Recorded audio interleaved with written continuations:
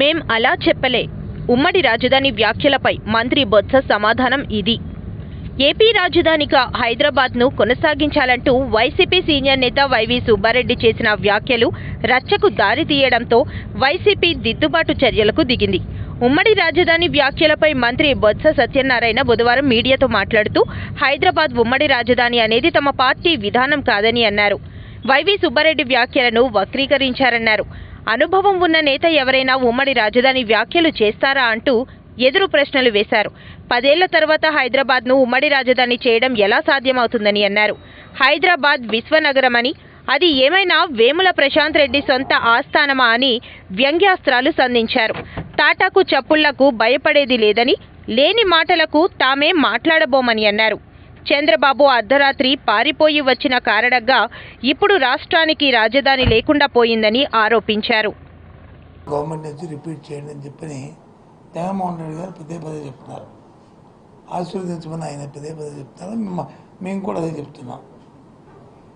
ఊరిగా ఎందుకు మరి మాట్లాడుతున్నారో అర్థం అవ్వట్లేదు. అనొచ్చు కదా, ఇగో ఇది లోపం ఉంది, ఇది లోపం ఉంది, ఇది లోపం ఉంది అంటే ఇప్పుడు నేను చెప్పిన 10 అంశాల్లో ఏది లోపం ఉంది, ఏది అందట్లేదు, ఏది చేయట్లేదు, ఇంతకు ముందు కంటే విద్యలో కానీ, వైద్యంలో కానీ, సంక్షేమంలో కానీ, వ్యవసాయంలో కానీ మేము అభివృద్ధి చేసాము, మళ్ళీ మాకు అవకాశం అంటే ఫైన్, తప్పు కాదు రాజకీయాలు. కానీ ఏమీ చేయక శూన్యాన్ని అరచేతిలో వైఖరి చూపెట్టి మళ్ళీ వాళ్ళు తగుదమ్మా అంటే ముందుకు వస్తుంటే పెద్ద అమాయకులు కాదు. అందుకే జగన్మోహన్ రెడ్డి గారు వచ్చి మనకి సభ జరిగింది, పార్టీ కార్యక్రమం సిద్ధము భీముల్లో వేలాది కొద్దిగా లక్షల కొద్దిగా వచ్చారు కార్యకర్తలు, ప్రధాని. అవునా కదా చెప్పండి. ఇప్పుడు వచ్చి మళ్ళీ ఇవాళ ఏం మాట్లాడతారో మన 20లో జరిగింది, ఏ రకంగా వచ్చారు, ఏం మాట్లాడతారో అర్థం అవ్వదు. కాబట్టి దయచేసి అన్నీ పట్టుకుంటుకొని కన్స్ట్రక్టివ్గా ఏదైనా మాట్లాడినప్పుడు పూర్వపరాలతో, ఎందుకంటే కొత్త వాళ్ళు మాట్లాడితే పర్వాలే, పాత వాళ్ళు మాట్లాడినప్పుడు 14 సంవత్సరాలు రాష్ట్రం పరిపాలించినప్పుడు నా పరిపాలన జరిగిందని కంపారిజన్ చెప్పుకోవాల్సిన అవసరం ఉంది. దాన్ని వేగంగా మాట్లాడడం మాత్రం అది సాంప్రదాయం కాదు, ప్రజలు దాన్ని హర్షించరు. కాబట్టి దయచేసి కన్స్ట్రక్టివ్గా ఏదైనా ఒక చెప్పదలుచుకుంటే కంపారిజన్ చేస్తూ చెప్పండి, దానికి సరైన వివరణ ఇస్తాం, సమాధానం చెప్తాం అని మీ ద్వారా ప్రతిపక్ష పార్టీ అని తెలుగుదేశం, ముఖ్యంగా తెలుగుదేశం పార్టీకి తెలియజేస్తున్నాను. చెప్పండి, ఇంకేం కాదు. ఈ రాష్ట్రాన్ని 5 ఏళ్లలో చెడగొట్టింది సరిపోదా? ఇప్పుడు రేవంత్ రెడ్డి పాలనను కూడా చెడగొట్టడానికి జగన్ పన్నాగం పట్టి ఉమ్మడి రాజధానిని మళ్ళీ కొనసాగించాలనే విషయాన్ని తెరపై తెచ్చారు. ఇప్పుడే జస్ట్ నాడి వీరభద్రరావు గారు కూడా ఒక స్టేట్మెంట్ ఇచ్చారు. నాడి వీరభద్రరావు ఇచ్చినా, ఇంకొకరు ఇచ్చినా ఉమ్మడి రాజధాని కొనసాగించిన స్టేట్మెంట్ ఎవరు ఇచ్చారు? చెప్పండి, అంత వివరుతున్నాను. 10 సంవత్సరాలు ఉమ్మడి రాజధాని, 10 సంవత్సరాలు ఉమ్మడి రాజధాని, 10 సంవత్సరాల్లో అర్ధరాత్రి వచ్చి పరిగెట్టి ఓటుకు నోటు కేసులు వచ్చి అక్కడ వదిలేసి కట్టుబాట్లతో ఇంటికి వచ్చేసాము, చేసిన దొంగ పనికి వచ్చేసాము. అది వాస్తవం కాదా? అది దానికి మళ్ళీ సుబ్బారెడ్డి గారు ఏం చెప్పారో, ఆయన ఏమన్నారో ఒకసారి పరిశీలించుకుంటే తెలుస్తుంది. పెట్టుబడుల సాధనలో దేశ సగటు కన్నా ఆంధ్రప్రదేశ్ ముందు. విశాఖపట్నంలో జరిగిన గ్లోబల్ ఇన్వెస్టర్స్ సదస్సులో భాగంగా వచ్చిన మొత్తం ఒప్పందాల్లో 19% పెట్టుబడులు సాధన జరిగింది. ఇది దేశంలోనే సగటు పెట్టుబడుల సాధనతో పోలిస్తే 2% అధికం. దేశ సగటు పెట్టుబడుల సాధన రేటు 17%గా ఉంటే ఆంధ్రప్రదేశ్ కేవలం 1 సంవత్సరంలోనే 19% పెట్టుబడుల ఒప్పందాలను కార్యరూపంలోకి తెచ్చింది మంత్రి Gudivada Amarnath. Some of them are in the pipeline, some of them are in the commissioning. We have almost grounded 2,46,235 crores of investment out of 13.1 lakh crore investment that we have claimed in the Global Investment Summit, which is almost 19% of the investment. I think overall average of grounding of MOUs in the country, and wherever these global investment summits or the partnership summits happen in the country, the average grounding of the MOUs is just 17 to 18% in the country, the average. But within 1 year of time in the state of Andhra Pradesh, we have already grounded 19% of the MOUs that we have done in the Global Investment Summit in the under the dynamic leadership of our Honorable Chief Minister, and we have constituted a committee under the leadership of the Chief Secretary of the state. We are doing continuous meetings. One of the result is the Vesuvius, the swapping of the land. They have requested, they have taken the land almost 5 to 10 years back, I think, 12 years back, and the swapping of the land has not just done because of the different various issues. We are so proactive. We wanted the investors to come down to the state of Andhra Pradesh, that to a company which is having operations almost from the last 20 years in the state, and we need to support people like you. So we are here to support all the industrialists. So we are glad that all the major economy drivers in the country, like Reliance, like Birlas, whatever companies that are there, we are thankful to you. We are there to support you. On behalf of the Honorable Chief Minister of Andhra Pradesh, we are just a phone call away from your issues, and on the Department of Industries, let it be the MSME or the Industries Department. మత్స్యకార వాడ Balija కులస్తులకి 2024లో MLA seats ఇవ్వాలని కోరుతూ BJF press క్లబ్లో ఉత్తరాంధ్ర మత్స్యకార ఐక్య వేదిక ఆదివారంలో press meet పెట్టడం జరిగింది. ఈ ప్రెస్ మీట్లో ఉత్తరాంధ్ర మత్స్యకార ఐక్య వేదిక ముఖ్య ప్రతినిధి మాదా మహేష్ గారు మాట్లాడుతూ వాడ బలిజ కులస్తులు అధికంగా ఉన్న విశాఖ దక్షిణ నియోజకవర్గంలో మరియు పలాస నియోజకవర్గం మరియు ఎక్కడైతే వాడ బలిజ మత్స్యకారులు జనాభా అధికంగా ఉన్నారో అన్నింటిలో అన్ని రాజకీయ పార్టీలు వాడ బలిజ మత్స్యకారులకి ఎమ్మెల్యే సీట్స్ ఇస్తే వాడ బలిజ కులస్తులని గెలిపిస్తామని మరియు మరొక ఉత్తరాంధ్ర మత్స్యకార ప్రతినిధి ఉమ్మడి అప్పారావు మాట్లాడుతూ మత్స్యకారులకు ఆదరించని రాజకీయ పార్టీలకి వాడ బలిజ కులస్తులు మద్దతు ఉండదని చెప్పారు. ఈ కార్యక్రమంలో ఉత్తరాంధ్ర మత్స్యకార ముఖ్య ప్రతినిధులు కందుల పైడిరాజు గారు మరియు గరికిన అప్పలరాజు గారు మా రాజకీయ పక్షాన తగిన ప్రాధాన్యత ఇస్తారని అన్ని రాజకీయ పార్టీలకి మేము విన్నవిస్తూ, ఎటువంటి అవకతవకలు పడినా సరే మేము రేపు రాబోయే రాజకీయ ఎన్నికలలో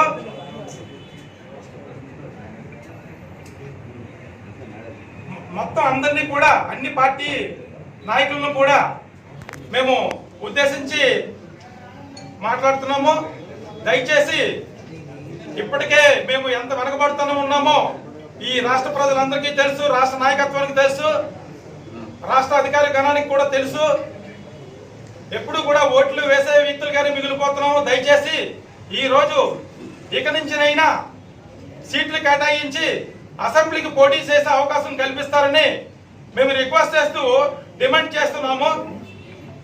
అలాగే ఈ అభివృద్ధి పేరుతో అనేక కర్మాగారాలు మా సముద్ర తీర ప్రాంతాన నిర్మిస్తున్నారు. కానీ ఉపాధి కల్పిస్తామని హామీ అయితే ఇస్తున్నారు, కానీ అది రాతలో మాత్రం అవుతుంది, కానీ చేతలు ఎటువంటి దగ్గర కావడం లేదు. ఇక రేపు రాబోయే రోజుల్లో ఈ కర్మాగారాల నిర్మాణాల్లో కూడా మమ్మల్ని భాగస్వాములు చేసి ఉపాధి నిమిత్తం మా కుటుంబాలని ఆర్థికంగా ఆరోగ్యపరంగా ఆదుకుంటారని ఈ ప్రభుత్వాలని, రాజకీయ పార్టీలని మేము రిక్వెస్ట్ చేస్తూ డిమాండ్ చేస్తున్నాము. అలాగే మత్స్య సంపద ఇప్పటికే చాలా ఎంతో అంతరించిపోతుంది. అనేక రకమైన ఈరోజు మత్స్య జాతులు సంఖ్య రోజు రోజుకి తగ్గిపోతుంది. దానిని పెంచే విధంగా కర్మాగారాలు నాయకులు కానీ, కర్మాగారాలు పెట్టే అధికారులు కానీ, ఆ యొక్క మేనేజ్మెంట్ ఒక నీరు పొల్యూషన్ కానీ, గాలి పొల్యూషన్ కానీ తగు చర్యలు తీసుకొని మత్స్యకార గ్రామాల ప్రజలు ఆరోగ్యాన్ని కాపాడతారని, ఇవన్నీ జరగాలంటే మేము ఓట్లు వేయడమే కాదు, మాకు కూడా పోటీ చేసే అవకాశం ఇస్తే మా ఉత్తరాంధ్ర నాయకులు ఏ అసెంబ్లీ నియోజకవర్గాల వారీగా ఉత్సాహవంతులైన నాయకులు ఉన్నారు. ఈరోజు ఇంజనీర్ చేసేటోళ్ళు ఉన్నారు, ఒక డాక్టర్ చేసేటోళ్ళు ఉన్నారు, అలాగే ఒక రెవెన్యూ డిపార్ట్మెంట్ పరంగా కూడా మంచి ఉన్నతమైన చదువులు చదువుతూ మంచి ప్రజా పరిపాలన మీద, ప్రజా కష్ట సుఖాల్లో అవగాహన వ్యక్తులు ఉన్నారు. వాళ్ళందరినీ గుర్తించి ఈరోజు డబ్బు ప్రాతిపదిక కాకుండా కులగణన ప్రాతిపదికగా జనాభా రీత్యా ఇంత ఎక్కువ సంఖ్య ఉన్నప్పటికీ కూడా ఎంతో వెనుకబడతానికి గురవుతున్నాం మేము. దయచేసి ఇది రిక్వెస్ట్ అనుకోండి. రేపు రాబోయే రోజుల్లో మత్స్యకార గ్రామాల్లో అన్ని రాజకీయ పార్టీ నాయకులను కూడా వ్యతిరేకించి ఎక్కడికక్కడ అడ్డుకట్టు వేసే రోజు రాబోతుంది. అంతవరకు వెళ్లకుండా ఉండాలంటే ఈ అసెంబ్లీ ఎన్నికలలో ఉత్సాహవంతులైన విద్యావంతులైన వ్యక్తులకి అన్ని నియోజకవర్గాల్లో కూడా మా మత్స్యకార నియోజకవర్గాల్లో ప్రాధాన్యతను బట్టి జనాభా ప్రాధాన్యతను బట్టి సీట్లు కేటాయించి రాజకీయంగా ఒక ఎదుగుదలకి సపోర్ట్ చేస్తారని అన్ని రాజకీయ పార్టీలు కూడా విన్నవించుకుంటున్నాం. సీఎం ఎన్ని జిమ్మిక్కులు చేసినా ప్రజలు నమ్మరు. వైసీపీ ప్రభుత్వం దాటిపోతుందనే విషయం ప్రజలకు తెలిసిపోయిందని మాజీ మంత్రి దాడి వీరభద్రరావు అన్నారు. విశాఖ టీడీపీ కార్యాలయంలో ఆయన మాట్లాడుతూ ముఖ్యమంత్రి ఎన్ని జిమ్మిక్కులు చేసినా ప్రజలు నమ్మే పరిస్థితిలో లేరని అన్నారు. ఈ ప్రభుత్వాన్ని వదిలించుకోవాలని ఎన్నికల కోసం ప్రజలు ఎదురు చూస్తున్నట్లు తెలిపారు. ఏ వర్గం కూడా ఈ ప్రభుత్వం పట్ల సంతృప్తికరంగా లేదన్నారు. రాష్ట్రాన్ని అతలాకుతలం చేయడం, ప్రశాంతంగా ఉన్నటువంటి తెలంగాణ రాష్ట్రాన్ని కూడా అతలాకుతలం చేయడానికి ప్రయత్నం చేయడం అనేటువంటిది మంచిది కాదు. జగన్ గారు, ఇది సరైనటువంటి విధానం కాదు. ఒక మనిషిగా, హ్యూమన్ టచ్ లేని మనిషిగా మీరు మారిపోయారు. There should be human touch for everybody. మీకు ఆ హ్యూమన్ టచ్ లేదు, మానవతావాది కాదు మీరు. అంతేగాని ప్రజలతో ఆటలాడుకునేటువంటి పద్ధతిలో ప్రజలను నరకం చూపించాలనేటువంటి విధానం మానుకోండి. 60 రోజుల్లో మీరు ఇంటికి వెళ్ళిపోతున్నారు. ఈ 60 రోజులు కూడా మమ్మల్ని బతకనవరా? ఈ రాష్ట్ర ప్రజలు బతకనవరా? ప్రశాంతంగా ఉన్నవరా? కొంచెం మారండి. 60 days అయినా కొంచెం మానవుడిగా బతకండి అని నేను జగన్ గారి విజ్ఞప్తి చేస్తున్నాను. లెక్కండి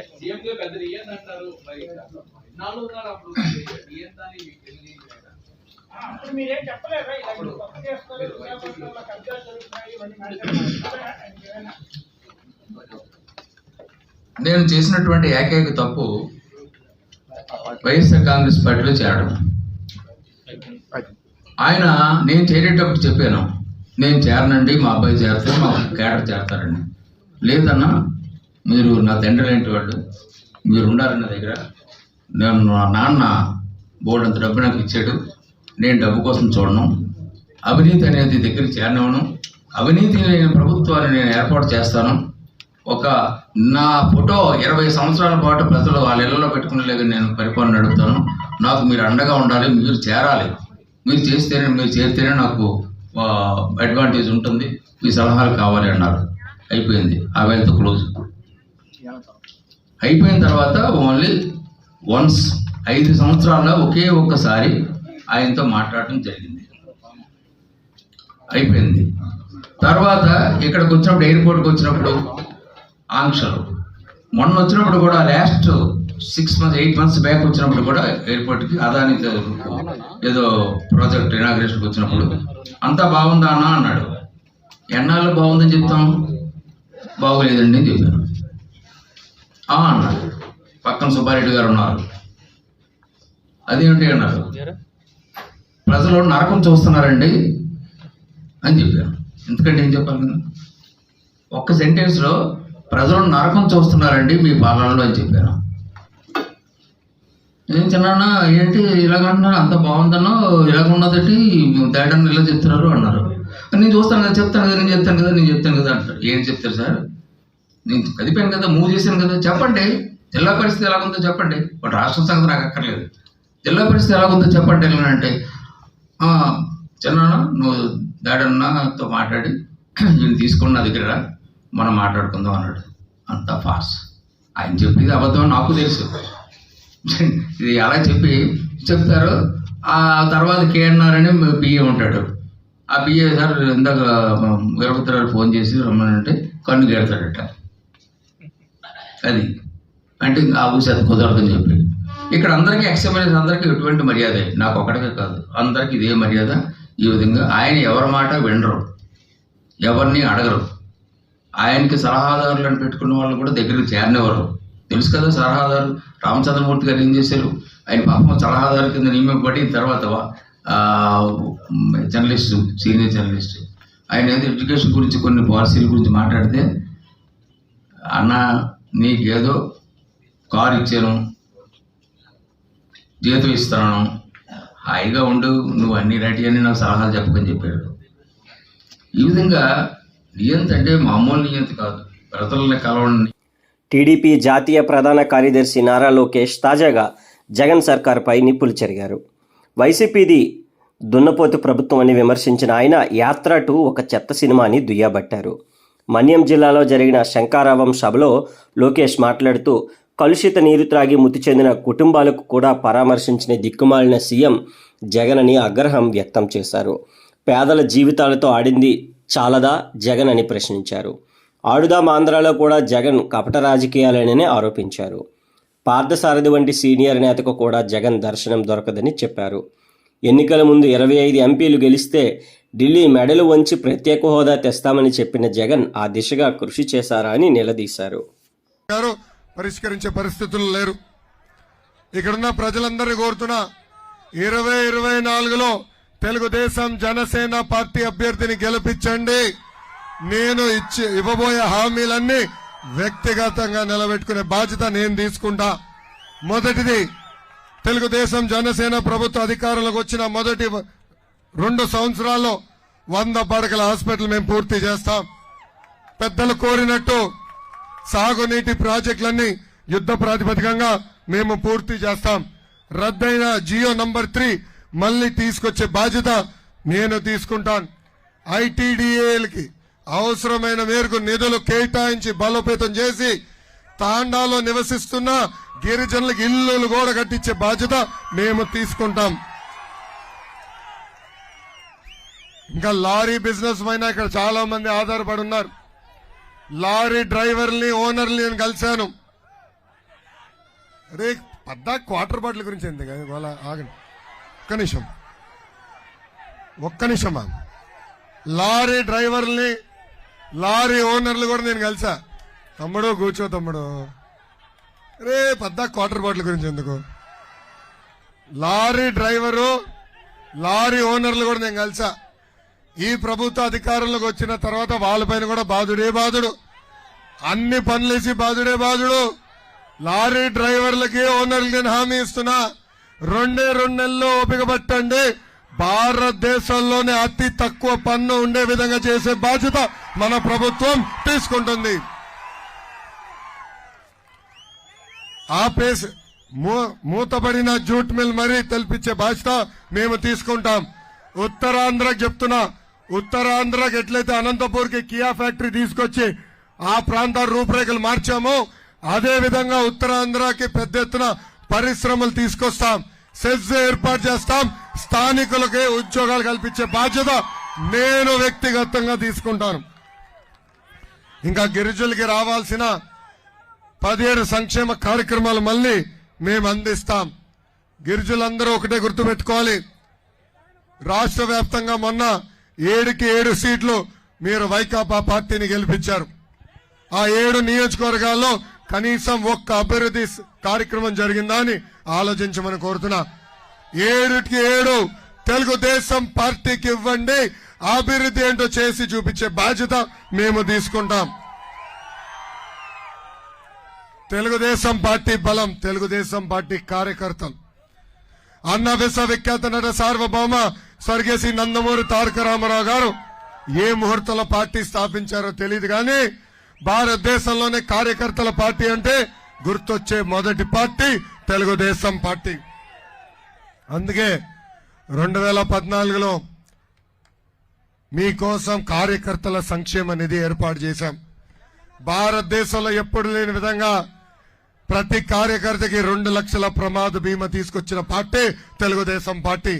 ఇప్పటికీ దాదాపు 100 కోట్ల రూపాయలు కార్యకర్తల కుటుంబాలకు ఇచ్చి ఆదుకున్న పార్టీ తెలుగుదేశం పార్టీ. అంతెందుకు, ఒక్క నిమిషం తమ్ముడు, అంతెందుకు కార్యకర్తలు ఎవరన్నా చనిపోతే వాళ్ళ పిల్లల్ని దత్తకు తీసుకుని చదివిస్తుంది నా తల్లి భువనేశ్వరి అమ్మ. నాకు అక్క చెల్లెలు లేరు, అన్న తమ్ముళ్ళు లేరు, కానీ 60 లక్షల మంది కార్యకర్తలు నాకు అక్క చెల్లెళ్ళు అన్న తమ్ముళ్ళు. అదే మా కుటుంబానికి కార్యకర్తలకు ఉన్న అనుబంధం. 2019 నుంచి 24 వరకు మన పైన అనేక కేసులు పెట్టారు.